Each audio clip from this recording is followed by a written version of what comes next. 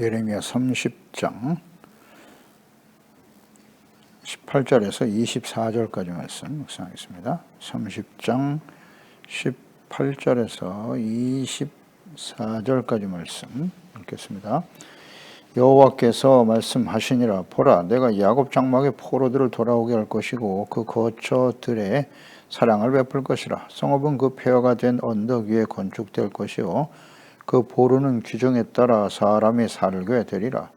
그들에게 감사하는 소리가 나오고 즐거워하는 자들의 소리가 나오리라. 내가 그들을 번성하게 하리니 그들의 수가 줄어들지 아니하겠고 내가 그들을 존귀하게 하리니 그들은 비천하여 지지 아니하리라. 그의 자손은 예전과 같겠고 그의 회중은 내 앞에 굳게 설 것이며 그를 압박하는 모든 사람은 내가 다 벌하리라. 그 영도자는 그들 중에서 나올 것이요 그 통치자도 그들 중에서 나오리라. 내가 그를 가까이 오게 하리니 그가 내게 가까이 오리라. 참으로 담대한 마음으로 내게 가까이 올 자가 누구냐? 여호와의 말씀이니라. 너희는 내 백성이 되겠고 나는 너희들의 하나님이 되리라. 보라, 여호와의 노여움이 일어나 폭풍과 회오리 바람처럼 악인의 머리 위에서 회오리 칠 것이라. 여호와의 진노는 그의 마음에 뜻한 바를 행하며 이루기까지는 돌이키지 아니하나니 너희가 끝날에 그것을 깨달으리라. 아멘. 환난과 연단을 통해 이루실 하나님의 소망. 거짓 선지자들의 말을 믿고 죄악된 길에서 돌이키지 않는 유다. 그 상처가 죄악이 너무 심하고 중하다 말씀하십니다. 수많은 선지자들을 보내고 책망하고 징계하셨지만 돌이키지 않는 완악하고 어리석은 백성들, 그들에게는 더 이상 희망이 없다라고 말씀하십니다. 마지막 심판이 임박한 하나님의 자녀들의 특성이 이와 같을 텐데요. 아주 둔감해요. 죄에 대해서 둔감하고 하나님의 말씀과 뜻을 책망과 교훈이죠. 얻지 못하는 백성들은 더 이상 소망이 없다. 그러니까 하나님을 잊어버리고 찾지 않는 결과, 이렇게 마음의 완악함의 결과는 악행이 더욱더 심해지는 것이고 결국은 하나님의 공의 앞에 서게 된다. 그러니까 이 하나님의 공의는 하나님을 알지 못하는 이방인이나 언약의 백성이나 동일하게 임하게 되는 것입니다. 하지만 반면에 용서와 긍휼도 역시 동일하게 주어집니다. 이방인들에게도 하나님의 자녀와 백성들에게도 하나님 앞에서 죄를 깨닫고 회개하고 돌이키는 자는 용서받고 의롭다함을 얻게 된다는 사실. 심각한 죄악으로 돌이킬 수 없는 하나님의 백성들을 징벌하시는 하나님의 진정한 마음과 뜻은 무엇이냐? 새 살이 돋아나게 하시는 거예요. 새롭게 고쳐주시는 하나님이시다. 이어서 18절 20절에 포로된 유다 백성들을 회복시켜 주실 것을 약속하고 계시네요. 새 살을 돋아나게 하신다고 하셨는데 구체적으로 말씀하시네요.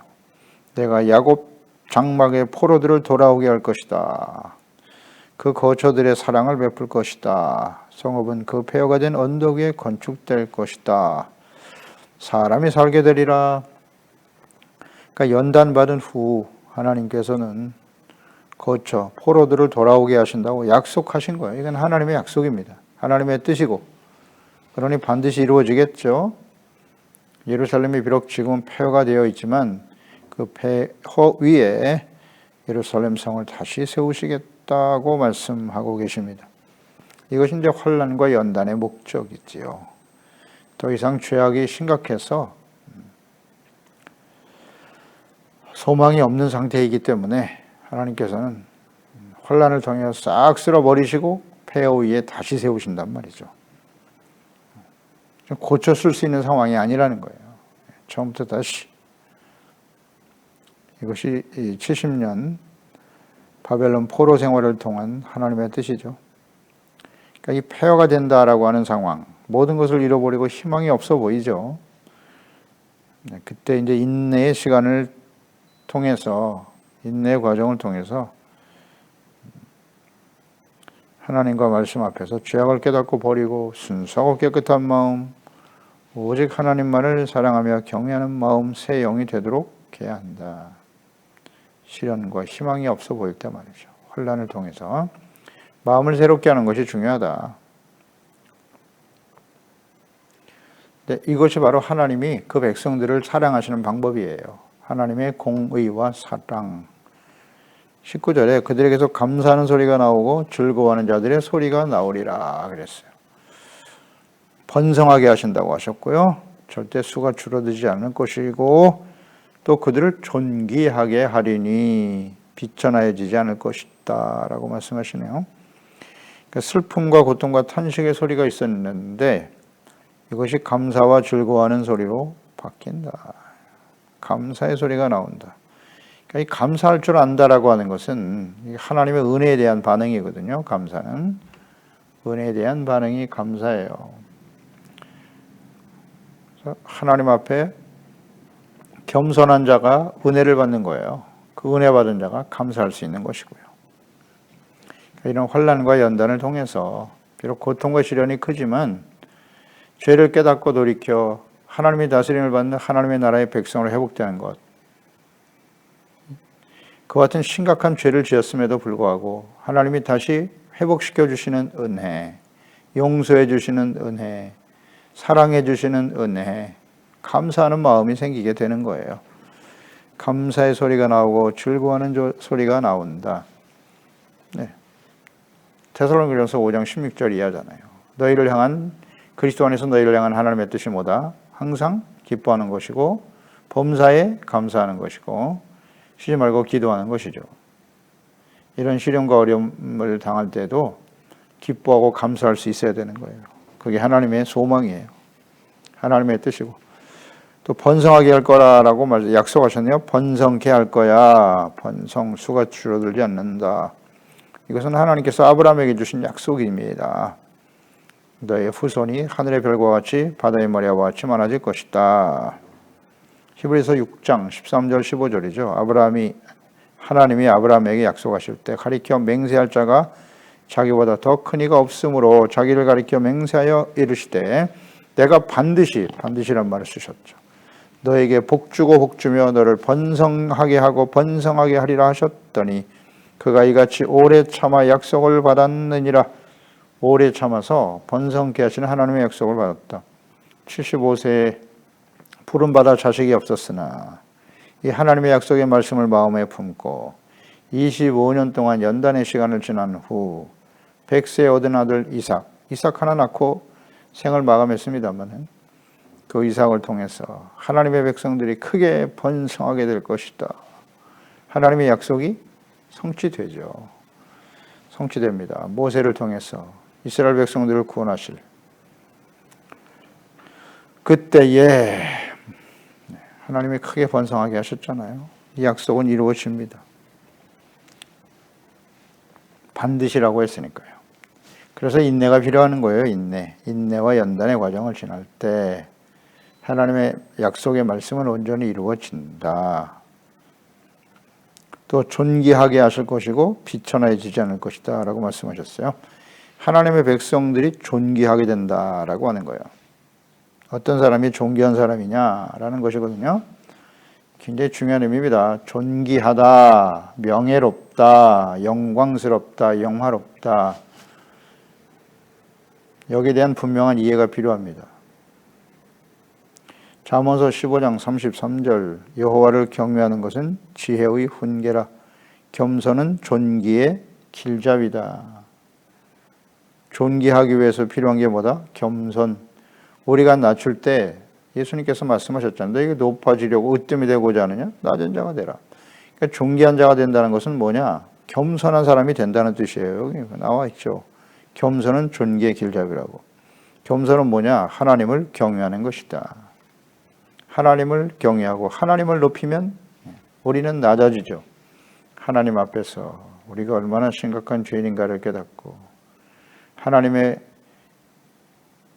용서와 자비와 긍휼을 감사하고 찬양하며 주님의 말씀을 듣고 지켜 순종하는 지혜를 통해서 훈계를 받는 사람들이죠. 그 사람이 겸손이고 그런 사람은 존귀한 사람이다.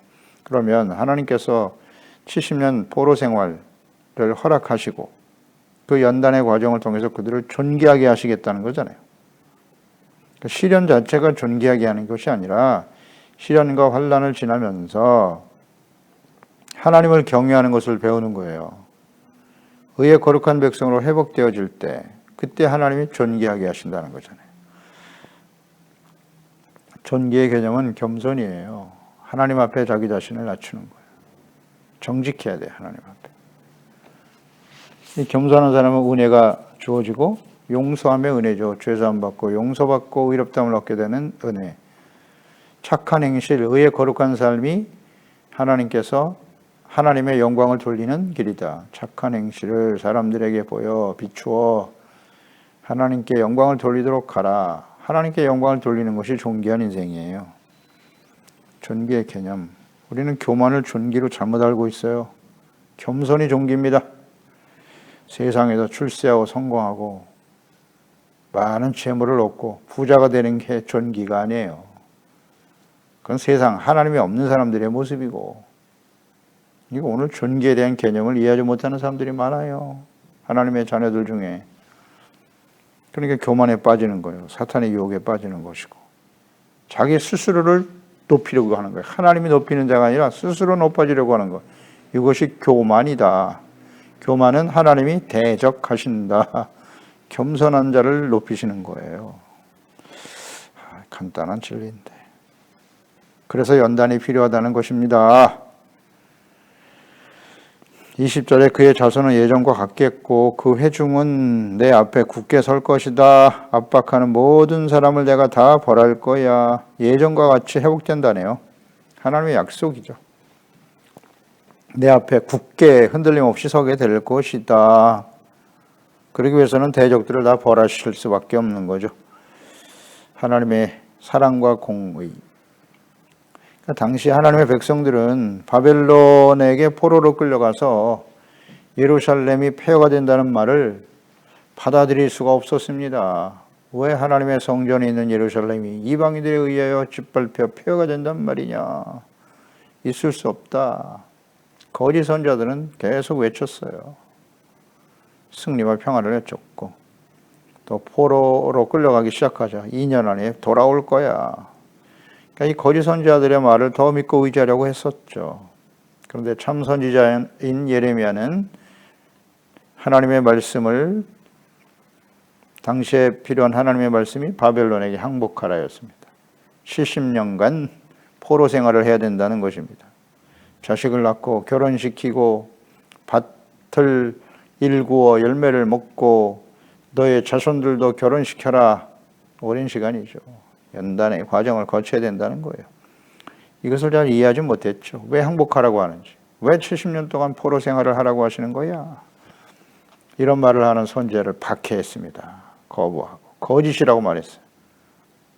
거짓을 진리로 믿고 진리를 거짓으로 여기는 사람들, 완악함입니다. 완악함과 무지함 때문에 결국 하나님의 공의 앞에 서게 되는 것이다. 그러니까 감당할 수 없는 환난과 시련이 찾아왔을 때, 예레미야 당시에 하나님의 백성들이잖아요. 우리가 현실적으로 삶을 살아가면서 경험하는 일이에요. 감당할 수 없는 환난과 시련. 바벨론의 침공, 대적할 힘이 없어요. 유다는. 그러니까 하나님의 자녀들도 이런 일을 당할 수 있단 말이죠. 지금 코로나19와 같은 시련과 어려움이죠. 조심하지 않으면, 주의하지 않으면요, 누구나 다 이것을 벗어나기가 어렵죠. 지금 극복하기가 굉장히 어려운 전염병에 걸려 있어요. 기근 전염병은 전형적인 하나님의 징계의 도구였다. 자, 이런 일을 당했을 때, 개인적으로도 극복할 수 없는 환난과 시련을 당할 때가 있는데, 우리는 어떻게 대처해야 하는가? 하나님께서 하신 일임을 인정하고 겸손히 받아들여라. 그러니까 이것이 빨리 해결되는 문제일 수도 있고 시간이 길어질 수도 있어요. 길어질 수도 있습니다. 그것은 하나님의 절대 주권이에요. 다만 이런 일들을 경험하면서 하나님이 하시는 일임을 인정하는 것부터 시작이에요. 그리고 그 앞에서 겸손해지라는 거예요. 겸손히 받아들이고 인내와 연단의 과정을 거쳐 하나님의 나라와 나의 나라가 아니라 하나님의 나라와 거룩한 의의 백성으로 회복되게 하시는 소망, 이것이 하나님의 소망이고 하나님의 뜻이란 말이죠. 이 하나님의 뜻과 소망이 이루어지기를 진실로 소망하고 기도할 때 어렵지 않아요. 그럴 때 하나님께서 회복시켜 주시는 거예요. 존귀하게 하신다잖아요. 번성하게 하시고 이전의 삶으로 회복시켜 주실 것이다. 그러므로 이 코로나19의 혼란을 지나는 오늘날 교회와 그리스도인들이 해야 할 일이 뭘까요? 하나님 앞에 겸손해지는 겁니다. 인정하라. 하나님이 하시는 일임을 인정하고 겸손하게 하나님 말씀 앞에서 자신들의 죄악된 모습을 깨닫고 교만이죠. 교만과 우상숭배 아니겠습니까? 이것을 하나님께 버리고 진실로 형식적으로 하지 말고 입술로만 하는 것이 아니라 진실로 회개하고 돌이켜 의의 거룩한 백성으로 하나님의 자녀답게 그리스도인답게 정체성과 사명을 회복하고 오히려 이런 시련과 어려움을 당할 때 감사와 찬양과 기쁨의 소리로 하나님께 나아갈 수 있는 이것을 기뻐할 줄 알아야 된다. 소망이 자기 자신의 소망에 맞춰져 있으면 안 된다고 계속 강조하고 있습니다. 이 환난을 거쳐서 나는 이전보다 갑절의 축복을 받을 거야. 나에게 소망을 두지 말고 하나님의 소망이 이루어지도록 하라. 중요한 진리입니다. 이거 모르면 계속되는 거예요. 계속되는 거예요. 깨달을 때까지. 하나님의 소망이 무엇인가? 슬픔이 변하여 기쁨과 찬송이 되게 하실 하나님을 바라보면서, 그러니까 어려움을 당할 때 하나님의 뜻을 알게 되면 찬송하게 되는 겁니다. 이사야 61장 3절에 무릇 시온에서 슬퍼하는 자에게 화관을 주어 그 죄를 대신하며 기쁨의 기름으로 그 슬픔을 대신하며 찬송의 옷으로 그 근심을 대신하시고 그들이 의의 나무 곧 여호와께서 심으신 그 영광을 나타낼지라 일컬음을 받게 하려 하심이니라. 아멘. 슬픔이 변하여 찬송이 되고 기쁨의 화관이 되고 죄를 대신하여 기쁨의 기름이 되게 하시는 하나님. 그러기 위해서 뭐가 필요하다? 의의 나무 곧 여호와께서 심으신 영광을 나타내. 의가 영광이에요. 의가 없는 영광은 없어요. 의가 없는 평안과 기쁨은 절대 없습니다. 의를 회복하도록 하기 위해서 시련과 환난과 연단의 시간을 지나게 하시는 거예요. 그 의란 무엇이냐? 의의 개념이 뭐라고요? 마땅히 지켜야 할 이치. 마땅히 지켜야 될 것은 하나님의 말씀이잖아요. 우리 그리스도인들에게 있어서 하나님의 형상대로 지음받은 하나님의 사람답게 사는 거예요. 우리를 구원하신 하나님의 뜻대로 사는 게 의잖아요. 의. 그래서 자세하게 율법을 통해 말씀하셨고 예수님은 산상수훈을 통해서 다시 해석하시고 바르게 가르쳐 주셨고 성경 말씀 자체가 의의 기준이잖아요. 그런데 그것을 온전히 지키지 못하는 우리의 삶을 주님이 아시고 모습을 잘 아시죠. 과거에는 성막을 주셨고 이제 하나님의 아들 예수 그리스도를 보내주셨고 그리스도의 몸인 교회와 예배를 통해서 기록된 말씀을 통해서 죄를 깨닫고 자백할 때 용서받아 의롭다함을 얻게 하시는 것, 그게 의잖아요. 그럴 때 우리를 하나님이 영화롭게 하시는 거예요. 의로운 하나님의 자녀답게 살아갈 때 하나님의 영광을 나타내고 기쁨이 된다. 따라서 환난과 시련을 감사하며 찬양하며 기뻐할 수 있게 되는 거죠. 하나님의 자녀들은 온전하지 못하거든요. 야고보서 1장 2절로 4절 내 형제들아 너희가 여러 가지 시험을 만나거든 온전히 기쁘게 여겨라. 이는 너희의 믿음의 시련이 인내를 만들어내는 줄 너희가 알미라. 인내를 온전히 이루라. 이는 너희로 온전하고 구비해 조금도 부족함이 없게 하려 하심이니라. 아멘. 인내는 연단이에요. 부족함이 없는 용서받고 의롭다함을 얻는 하나님의 자녀로 만들어 주시는 거죠. 그렇기 때문에 시련과 환난은 기뻐하고 감사해야 할 일이에요. 다시 한번 묵상해 보세요. 우리에게 환난과 시련이 다가올 때 우리는 기뻐하고 감사합니까? 아니면 원망 불평하고 있나요? 둘 중에 하나겠죠. 아니면 그냥 될 대로 되라 포기하는 사람도 많아요. 기뻐하고 즐거워하고 있나요? 진실로? 아직도 깨닫지를 못하는 거예요. 왜 이 시련이 나에게 다가왔는지를 인정하지 않으려고 하는 거예요. 나는 잘못이 없는데, 나는 완전하게 살았는데, 내가 열심히 하나님을 잘 섬기고 예배 드렸는데 왜 이런 시련이 우리에게 다가왔느냐? 어떻게 이해할 것입니까, 이거? 아니, 성경에 이렇게 자세하게 하나님께서 하나님의 뜻을 깨우쳐 주시고 기록하여 남기셨는데 이걸 이해를 못합니까? 하나님의 자녀들에게 왜 고난과 시련이 다가오는지 모르겠습니까? 왜 환난과 시련 중에 기뻐하고 감사해야 될지 모르겠습니까? 말씀을 보시오. 말씀을 묵상하시오. 베드로전서 1장 6절로 7절에 그러므로 너희가 이제 여러 가지 시험으로 말미암아 잠깐 근심하게 되지 않을 수 없으나 오히려 크게 기뻐하는도다. 크게 기뻐할 수밖에 없다. 너희의 믿음의 확실함은 불로 연단하여도 없어질 금보다 더 귀하다. 예수 그리스도께서 나타나실 때에 칭찬과 영광과 존귀를 얻게 할 것이다. 아멘. 시험과 연단이 필요 없는 사람은 아무도 없어요. 그 징계가 당시에는 고통스럽고 슬퍼 보이지만 그러나 연단을 마치고 나면 의와 평강의 열매를 맺게 될 것이고 그럴 때 주님 앞에 칭찬과 영광과 존귀를 얻게 되는 거지요. 무엇이 하나님 앞에 칭찬과 존귀의 대상이 되는가? 우스티시아, 의입니다. 의의 회복, 의롭고 거룩한 하나님의 자녀와 백성, 그렇게 살아가는 것이 하나님을 영광스럽게 하는 겁니다. 불의와 타협하고 세상에서 권력과 부와 영광을 누리며 사는 게 아니라 이걸 왜 모르죠? 의의 회복입니다.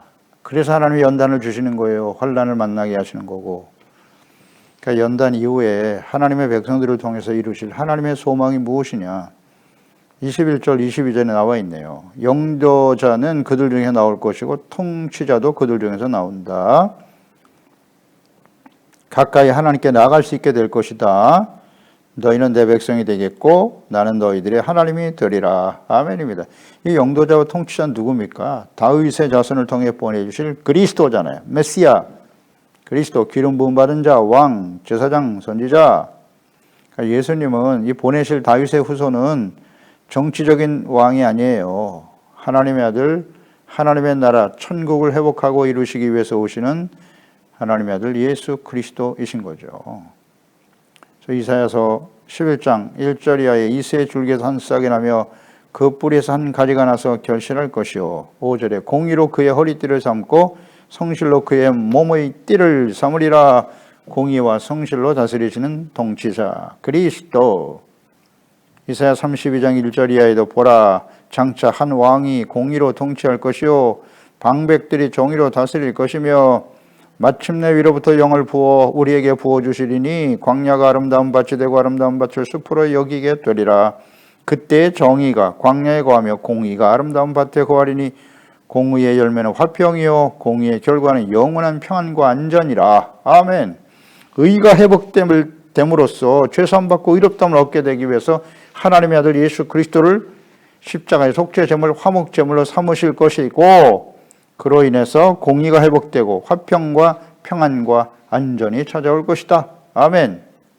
아주 단순 명료하게 기록되어 있잖아요. 아주 분명하죠. 하나님의 뜻은. 의가 없는 평안과 기쁨은 가짜예요. 죄악된 길에서 무슨 평안과 기쁨이 있습니까? 세속적인 쾌락이 있을 뿐이고 이걸 분별을 못하면 안 됩니다. 의가 회복되는 것. 더 나아가서 22절에 너희는 내 백성이 되겠고 나는 너희들이 하나님이 되리라. 이것이 연단과 환난을 통해서 이루시고자 하는 하나님의 소망이에요. 변함없는 하나님의 뜻입니다. 그래서 하나님께서는 꾸준히 선지자들을 보내신 것이고 그 말을 듣고 겸손히 자신들의 죄악을 인정하고 회개하고 돌이켜 용서받고 의가 회복되어질 수만 있었다면 바벨론에게 패배를 당하거나 포로가 되는 일이 없을 수 있었죠. 뜻을 돌이키시겠다고 끊임없이 말씀하셨어요. 이 말씀을 듣고 너희가 하나님께 돌아오면 바벨론을 통해서 하나님의 자녀 백성들을 심판하시는 뜻을 돌이키시겠다고 하셨어요. 계속 이 말씀을 하고 계시는 거예요. 지금 예레미야 선지를 통해서. 그러나 완악하고 무모한 하나님의 백성들이 돌이키지 못함으로써 결국 환난과 연단의 과정을 통해서 70년이라고 하는 포로 생활이잖아요. 연단의 시간입니다. 이것을 허락하심으로써 이루시기를 원하시는 하나님의 소망은 너희는 내 백성이 되고 나는 너희들의 하나님이 되리라. 이게 하나님의 뜻이고 하나님의 소망입니다. 소망이에요. 아브라함을 택하여 부르시고 주신 언약의 핵심이고 복의 근원, 모든 사람들이 이스라엘을 통해서 하나님을 알고 하나님이 다스리신 하나님의 의에 거룩한 백성, 우리를 창조하시고 구원하신 하나님이심을 인정하는 거예요. 이게 하나님의 뜻인데요. 성경 시작부터 끝이에요. 아브라함, 하나님께서 주신 약속으로부터 시작해서 아브라함 가나안 땅을 약속하셨는데 애굽에서 구원하시는 과정을 한번 보세요. 야곱의 자녀들이 애굽으로 내려가서 거기서 하나님이 크게 번성하게 하셨죠. 그 애굽에서 구원하실 때, 모세를 보내 구원하실 때 하나님의 뜻은 아주 분명했어요. 출애굽기 6장 3절로 7절에 내가 아브라함과 이삭과 야곱에게 전능의 하나님으로 나타났으나 나의 이름을 여호와로 그들에게 알리지 아니하였고 가나안 땅 곧 그들이 거류하는 땅을 그들에게 주기로 그들과 언약하였더니 이제 애굽 사람이 종으로 삼은 이스라엘 자손의 신음소리를 내가 듣고 나의 언약을 기억하노라. 그러므로 이스라엘 자손에게 말하기를 나는 여호와라. 내가 애굽 사람의 무거운 짐 밑에서 너희를 빼내며 그들의 노역에서 너희를 건지며 편팔과 여러 큰 심판들로서 너희를 속량하여 너희를 내 백성으로 삼고 나는 너희 하나님이 되리니 나는 애굽 사람의 무거운 짐 밑에서 너희를 빼낸 너희 하나님 여호와인 줄 너희가 알지니라. 모세를 통해서 구원하시는 이 과정에서 하나님의 뜻을 정확하게 말씀하고 계시잖아요. 너희를 내 백성으로 삼고 나는 너희 하나님이 되리라. 이 말씀을 하셨어요. 이스라엘 백성들을 애굽에서 구원하신 하나님의 뜻이란 말이에요. 가나안 땅에 들어가게 하시는 하나님의 뜻이라고요. 그 이후에 선지자들을 통해서 반복해서 이 말씀을 하시는 거예요. 반복해서 나는 너희의 하나님이 되고 너희는 내 백성이 되리라. 이거 회복하시려고 끊임없이 선지자를 보내신 거예요. 하나님께 돌아오라고, 의의 거룩한 백성이 되라고, 하나님이 다스리신 하나님의 나라의 백성이 되라고. 그래서 말을 안 들으니까 하나님의 아들 그리스도를 직접 보내셨잖아요. 요한복음 1장 12절에 영접하는 자 곧 그 이름을 믿는 자들에게는 하나님의 자녀가 되는 권세를 주었다. 아들이 되게 하시는 거잖아요. 나는 하나님이요 너희는 내 아들이다. 그게 예수님을 보내신 뜻 아닙니까? 끊임없이 예수께서 이 말씀을 강조하셨죠. 마태복음 6장 33절로 연결되는 거예요. 이방인들은 무엇을 먹을까 입을까 마실까 염려하며 살지만 너희는 하나님의 나라와 그의 의를 먼저 구하라. 하나님이 다스리는 하나님의 나라 의의 거룩한 백성이 되는 거죠. 그 말씀을 다시 말하면 나는 너희 하나님이 되고 너희는 나의 백성이 되리라는 거죠. 이것을 삶의 목적으로 삼아라. 최고의 가치로 여기고 살아라. 그것을 소망하며 살아가라 라고 말씀하시는 것 아닙니까? 그리고 마지막 요한계시록은 심판입니다. 이 하나님의 백성으로의 삶을 거부하고 하나님의 자녀답게 그리스도인답게 하나님의 우리를 구원하신 하나님의 뜻을 깨닫지 못하고 과거의 이스라엘 백성들처럼 정체성과 사명을 상실하고 우상 숭배와 죄악 가운데 빠져 살아가는 하나님의 백성들에게 하나님의 공의가 임할 수밖에 없었던 것처럼 이 시대 교회 이스라엘을 중심으로 해서 이스라엘을 지금 기다리고 계시는 거죠. 돌아오기를. 끝까지 돌이키지 않고 이방인들 중에 구원받은 하나님의 자들 역시 부패하고 타락한 길을 가고 돌이키지 않기 때문에 기다리고 계시는 거죠. 하나님의 자녀들이 회복되기를. 안 되기 때문에 하나님께서 결국 이 땅에 심판을 행하시는 거고 그 심판과 환난을 당하게 하시는 하나님의 뜻은 뭐다? 같죠. 예레미야를 통해서 하신 말씀과 같은 거예요. 예수님을 보내신 하나님의 뜻과 같고 계시록 21장 환난과 심판이 끝나고 위에서 새 예루살렘 성이 내려오는 것을 보여주시면서 5절로 7절에 보호제에 앉으신 이가 이르시되 보라 내가 만물을 새롭게 하노라 하시고 또 이르시되 이 말은 신실하고 참되니 기록하라 하시고 내게 말씀하시되 이루었도다 나는 알파와 오메가여 처음과 마지막이라 내가 생명수 샘물을 목마른 자에게 가없이 주리니 이기는 자는 이것들을 상속으로 받으리라. 나는 그의 하나님이 되고 그는 내 아들이 되리라. 상속자, 하나님 아들. 보세요. 애굽에서 구원하신 하나님의 뜻이 요한계시록 마지막 21장 부분에 하나님의 뜻과 동일하잖아요. 예수님을 보내신 하나님의 뜻과 동일하잖아요. 나는 너희 하나님이 되고 너희는 내 백성이 되리라. 이것이 하나님의 뜻이에요. 이것을 이루기 위해서 이스라엘 백성들의 회복을 위해서 23절 24절이죠. 하나님의 노여움과 진노가 폭풍과 회오리바람처럼 악인의 머리 위에 임할 것이다. 하나님의 이 뜻한 바를 이루기 전까지는 결코 돌이키지 아니하리라. 그렇습니다. 하나님의 백성들을 회복하기 위해서 하나님의 진노가 주변에 이스라엘을 박해하고 억압하고 대적한 자들에게 임할 것이다. 그랬습니다. 하나님의 자녀 백성들은 시련과 환난을 통해서 연단되어 하나님의 백성으로 회복되어지고 주변에 기회를 준 거죠. 많은 기회를 주었지만 하나님을 거부하고 예수 그리스도를 거부한 자들에게는 하나님의 진노가 이루어질 것이다. 이것은 역사 속에서 성취된 일이고요. 또 앞으로 요한계시를 통해서 우리 역사 속에 일어날 일입니다. 그런 거로 이 마지막 때를 살아가는 저희들이 하나님 앞에 어떤 사람이 되어야 마땅하뇨? 기도하겠습니다. 하나님 아버지, 오늘도 주의 말씀 통해서 하나님의 뜻을 깨닫게 하시고 겸손히 이제 하나님 앞에 서는 것이 하나님의 자녀가 되고 또 하나님이 다스리시는 하나님의 의의 백성이 되는 것이 연단과 시련과 환난을 통해 이루시고자 하는 하나님의 소망임을 다시 한번 깨우쳐 주시고 확인시켜 주시니 감사드리옵나이다. 이렇게 패역한 하나님의 백성들도 연단을 통해서 새살이 돋아나게 하시고 새 마음, 새 영을 부어주셔서 하나님 앞에 존귀하고 번성하게 하시고 영화롭게 하시는 하나님의 은혜를 다시 한번 깊이 감사합니다.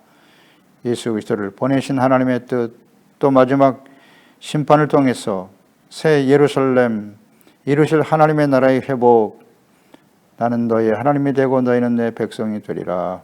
이 하나님의 뜻을 이루시고자 하는 것을 우리가 생각합니다. 그렇습니다. 그러므로 우리의 주어진 나머지 생에 이제 마지막 심판을 향해 달려가는 시대입니다. 우리의 간절한 소망이 하나님의 소망과 일치되어 예수 그리스도 안에서 우리를 구원하신 하나님의 뜻, 하나님의 소망, 하나님의 나라와 의를 먼저 구하는 이것이 우리의 삶의 변함없는 목표가 되고 우선순위가 될 수 있도록 인도하여 주시옵소서. 예수님의 이름으로 기도드립니다. 아멘.